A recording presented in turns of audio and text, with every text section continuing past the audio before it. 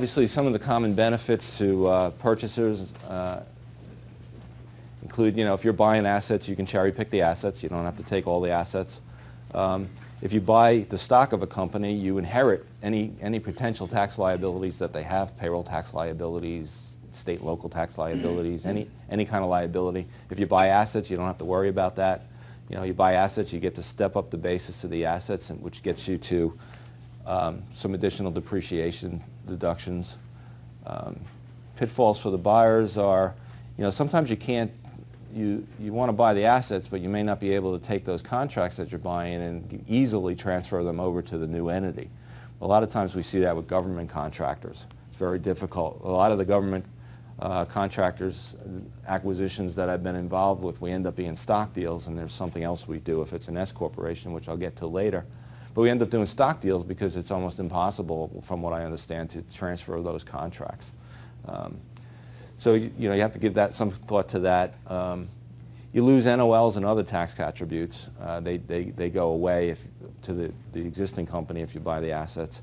And it's usually a little bit more complicated than a stock deal. Stock is easy. I buy stock. That's the end of the day. Assets, there's a lot of negotiation that goes on, which I'll talk about a little bit later.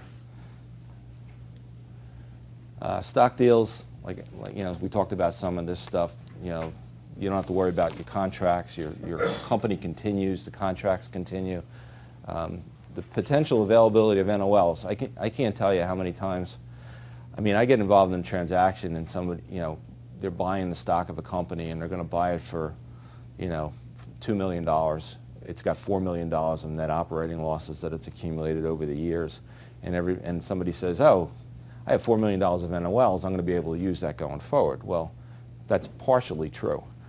If you buy or sell, if more than 50% of the company is transferred, there's a limitation placed on the NOLs. And the limitation is whatever you paid for the company times the long-term tax-exempt bond rate.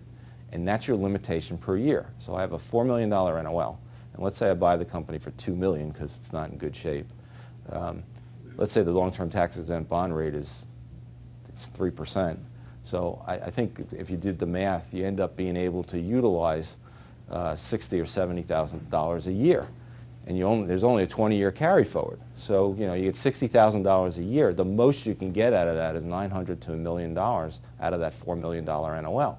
So if you're negotiating the price, maybe $2 million is not the price because you thought you were going to get 35% of $4 million. $1.2 million of $1.2 million of tax benefits, when your tax benefits now are really only going to be about 30% of $900,000, $270,000. Does that rate change over the 20 years? Or no, it's right what it is at the transaction.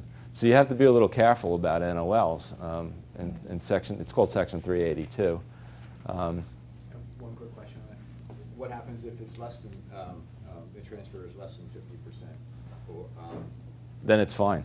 so you get full potential of the Full NOL, potential. And you can use that if you have the ability to offset it year one, year two, there's no limitation? There's no limitation on it. Just went through that with a client. Okay. Big NOL, foreign-owned company, huge company in Europe, did a merger. We have mergers in the U.S. We handle all the U.S. mergers, and the NOL was a big issue.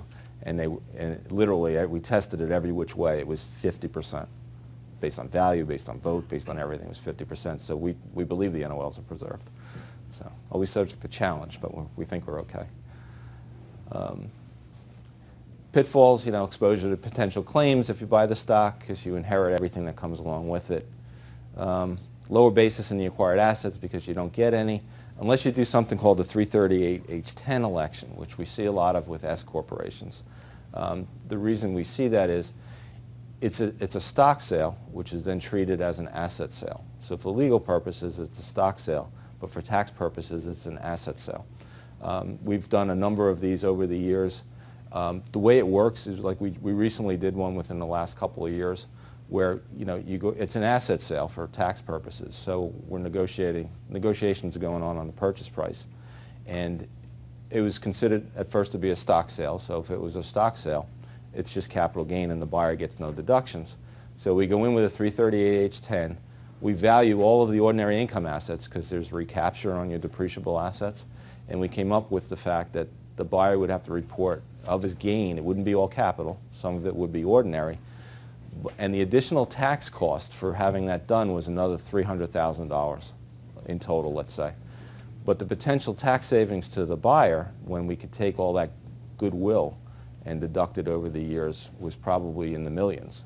So we have a tax benefit of being able to write off the goodwill in the millions, and it's going to cost me an extra $200,000, $300,000, $400,000 to pay the buyer just to get the deal to go through and to do the 338H10.